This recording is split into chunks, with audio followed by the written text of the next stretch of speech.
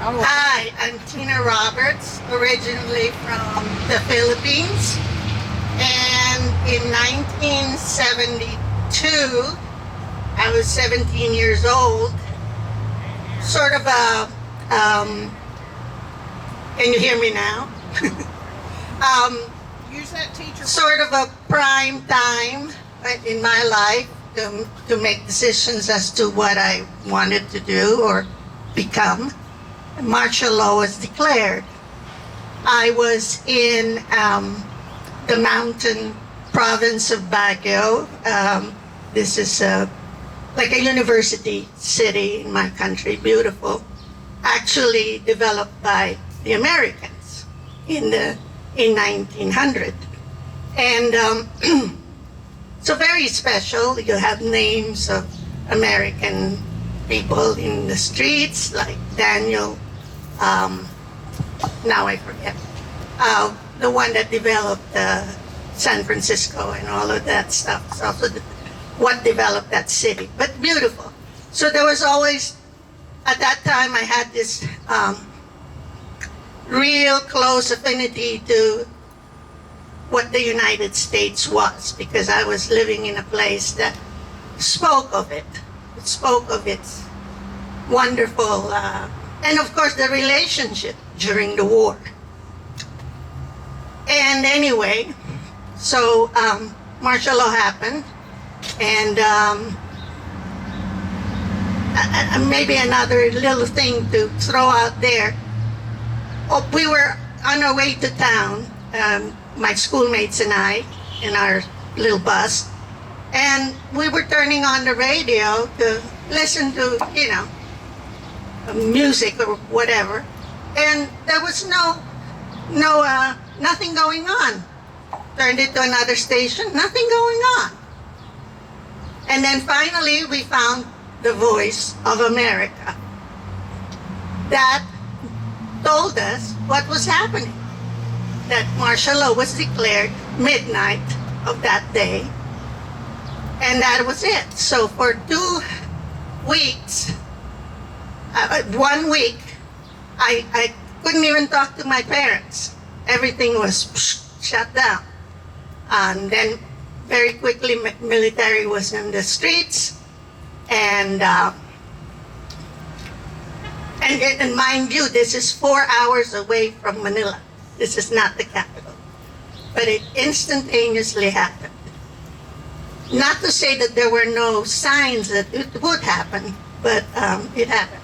So anyway, thanks to Voice of America, which I have a lot of respect for, during those years of martial law, we were getting news that was pretty accurate, in other words. And that's another one of those things that this current administration is messing with. Okay? So that being said, it happened, and all the things that are happening now with the courts, the media, all of that is happening pretty fast. I can tell you, it's pretty fast. I mean, the military coming into our streets and everything else, and the writ of habeas corpus also kaput. That happened very fast. That's not yet here, but of course that's one of the things they want to do. But there's a lot of things that are already in place. And what's more is not only our rights, but our spirit. And that means the arts, our history. I just heard again today the big thing about the Smithsonian. I can tell you this, even if we didn't, in my country, they made new history, but at least they didn't really mess up the old history. So here, it's only going to be whatever this current president thinks we should know.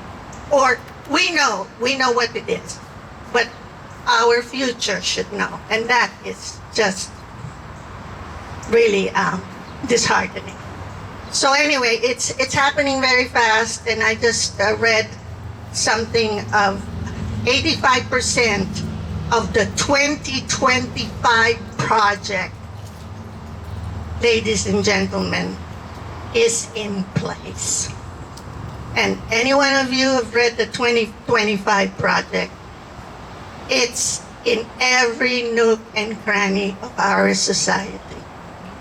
It's going to be just, I don't know what to say. So it's crumbling.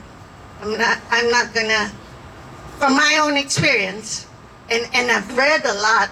For some reason, I was always curious about the Holocaust and that history. And we spent a lot of time in the last few years, because we have a very good friend in Nuremberg, Germany. And my husband also independently was always interested in the Holocaust and all that history. And in fact, his first time in Europe, one of the places that he went to Europe with his sister, both as adults, and they made a pact that they would each choose places that they would like to go to, so that it would be fair.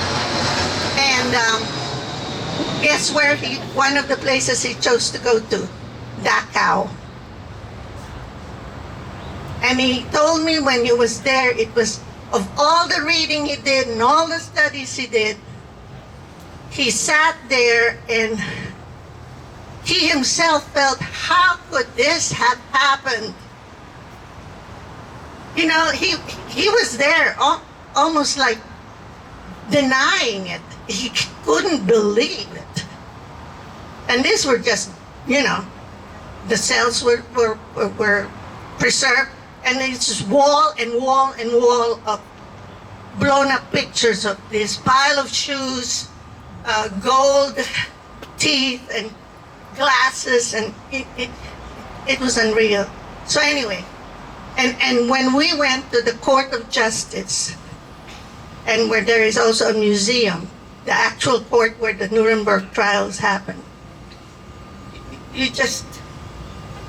it was empty, of course, but it's still a working museum. I mean, it's still a working court, but just to know what we knew, I felt the same thing. I thought, this can't be real. So anyway, that's what something like martial law will do to you, or any kind of dictatorship. It's bad. Thank you. Thank you, Tina.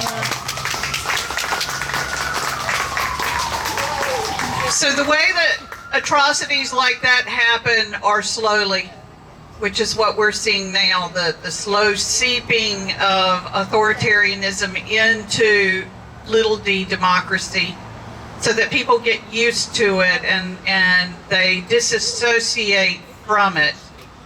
We have a city council member here in Wilmington, North Carolina, who actually has used terms like, we're going to get rid of the homeless, in the same way that one would say, let's take the trash out.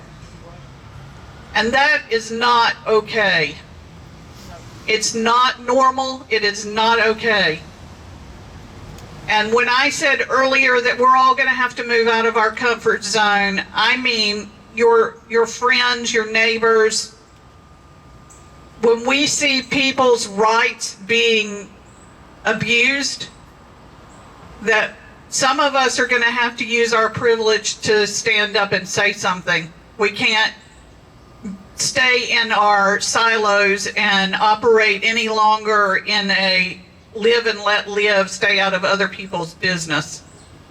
We're going to have to defend our vulnerable populations, and that's going to include our unsheltered, our LGBT community, particularly our trans community, and our friends who have black and brown skin. Barbara is here, and she is all things Ukrainian, and I'm going to give her a moment up here because I know she wants to talk about the White House occupier who, against the rest of the world, decided to meet with a war criminal in Alaska yesterday.